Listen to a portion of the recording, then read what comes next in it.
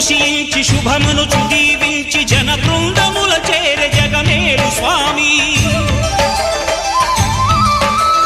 తన భక్తులొనరిల్చు తప్పులకు తడబడి ఒక పక్క ఒరిగెన ఓంకారమూర్తి